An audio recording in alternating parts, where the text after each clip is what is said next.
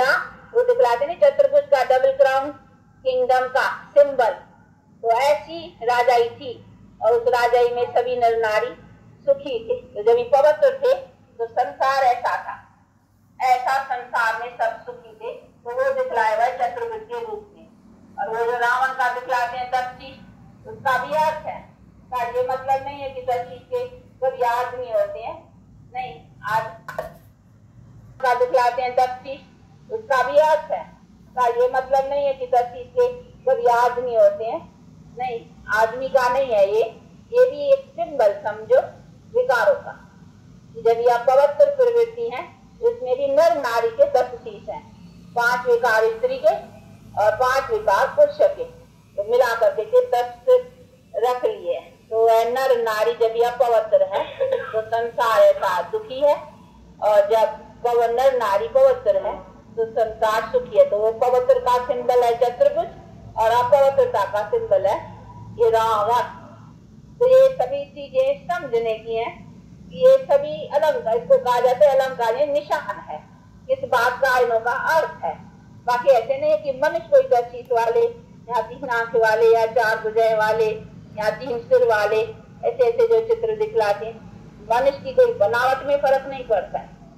हाँ, इतना जरूर है जब मनुष्य पवित्र है तो हाँ नेचुरल हेल्दी है और उसका बनावट फीचर नेचुरल ब्यूटी आदि ये सभी इसका फर्क हो सकता है। बाकी ऐसे नहीं है कि उसमें कोई 3 आंखें या कोई 3 सिर या कुछ ऐसी बनावट का नहीं। तो ये भी सभी चीजों को समझना है। तो पुराने हैं वो तो समझते हो, 4 भुजा का भी ये अर्थ है। तो ये 2 भुजा नारी की, 2 भुजा नर की, तो नर नारी जब भी पवित्र है तो फिर वो दिखलाते नहीं चतुर्भुज का डबल क्राउन किंगडम का सिंबल, तो ऐसी राजाई थी और उस राजाई में सभी नर नारी सुखी थे। तो जब ये पवित्र थे तो संसार ऐसा था, ऐसा संसार में सब सुखी थे, तो वो दिखलाया हुआ चतुर्भुज के रूप में। और वो जो रावण का अगर अच्छी तरह से उपयोग में काम में अच्छी तरीके से लगाया जाए तो बहुत चीजों से सुख का मिल सकता है। और तो बुद्धि है नहीं अभी, तो उस बुद्धि से काम ही उल्टा हो रहा है। इसको ही कहा जाता है विनाश काले विपरीत बुद्धि। तो अभी जो विनाश का काल है, यानी काल कहा जाता है समय को, तो अभी ये टाइम ही विनाश का है, तो उसके द्वारा बुद्धि में से काम ही उल्टा चलता है। तो देखो बुद्धि से काम ही उससे वो निकलता है कि दुनिया का नाश कैसे हो। तो अभी है ही विनाश काल विपरीत बुद्धि, विपरीत से यानी परमात्मा से विपरीत यानी प्रीत नहीं, तो अभी प्रीत नहीं ऐसी बुद्धि हो गई है। तो प्रीत नहीं है तो फिर क्या हुआ, फिर हो गई माया से प्रीत, परमात्मा से प्रीत नहीं है, आया माया से। माया कहा जाता है 5 विकार को। कई बेचारे इसी को भी नहीं समझते हैं माया, कहीं समझते हैं ये शरीर है ना, जो भी हमें आंखों से देखते हैं ये माया है, ये शरीर भी माया है, ये संसार भी माया है, ये धन संपत्ति भी माया है। पर तो माया इसको नहीं कहेंगे। धन संपत्ति तो देवताओं को भी थी, शरीर तो देवताओं का भी था, और संसार में तो देवताएं भी थे, फिर क्या वो माया थी क्या? नहीं, माया कहा जाता है 5 विकारों, विकार ही माया है, बाकी कोई शरीर माया नहीं। शरीर में तो देवताएं भी थे, पर दोनों के पास माया नहीं थी। धन संपत्ति तो देवताओं को भी थी, पर तो माया नहीं थी। माया का ही जाता है विकारों को, और माया ही दुख देती है, बाकी धन संपत्ति कोई दुख देने की चीज नहीं है। संपत्ति तो सुख का साधन है ना, परंतु उस संपत्ति को भी इम्प्योर अथवा शरीर को भी इम्प्योर अपवित्र किसने बनाया है? 5 विकारों ने, माया ने। तो माया के कारण, विकारों के कारण हर चीज जो है ना वो अभी दुख का कारण हो गई है। तो अभी धन से भी दुख, शरीर से भी दुख, हर चीज से अभी दुख प्राप्त हो रहा है। इसका कारण ये हो गया है कि हर चीज में अभी माया प्रवेश हो गई है, अर्थात 5 विकारों की चीज हो गई है। इसीलिए बाप कहते हैं अभी इस माया को निकालो, 5 विकारों को निकालो, तो फिर तुमको इसी शरीर से और फिर तुमको संपत्ति से और संसार से सदा सुख मिलेगा। जैसे देवताओं का था, जो संसार में भी थे और शरीर भी था, संपत्ति भी थी, सब था, लेकिन ever healthy, ever wealthy, ever happy. तो देखो सुखी थे ना। तो ये सुख तभी उनके पास था जब उनके पास माया नहीं थी, यानी ये रावण नहीं था, 5 विकारों का खेल नहीं था। तो इसको नाश करने का बैठ कर करके बाप समझाते हैं कि इस माया को नाश करो। तो माया माना है विभिन्न शरीर से ही निकल जाने का है, या संसार से हम संसार भी नहीं आवे, ऐसे ऐसे कई समझ लीजिए संसार माया है। इसीलिए कई शास्त्रों में भी लगा रखा है कि ये जगत मिथ्या है, और तो जगत मिथ्या नहीं, जगत तो अनादि है, इसको कौन कहेगा मिथ्या, जगत तो है, परंतु हाँ इसको मिथ्या बनाया गया है, विकारों के कारण मनुष्य दुखी हुए। बाकी ऐसे नहीं है कि जगत जो है वो है ही नहीं, जगत तो अनादि है। तो ये सभी चीजें तो हमको कोई जगत से या संसार से निकल जाने की बात नहीं है, लेकिन संसार को पवित्र बनाने की बात। पवित्र भी संसार था, यही तो देवताओं का जो है निशान, ये पवित्र संसार के मनुष्य थे ना। देवता है कोई और चीज हो रही है, यहाँ देवताओं की दुनिया के ऊपर हो रही है ना, यही दुनिया, हम मनुष्य ही देवता थे, और हम मनुष्यों का ही संसार, स्वर्ग कहो हेवन कहो, यही संसार था, जिसमें हम मनुष्य ही स्वर्गवासी थे, यानी वो टाइम स्वर्ग का था और हमारा जनरेशन स्वर्ग में चलते।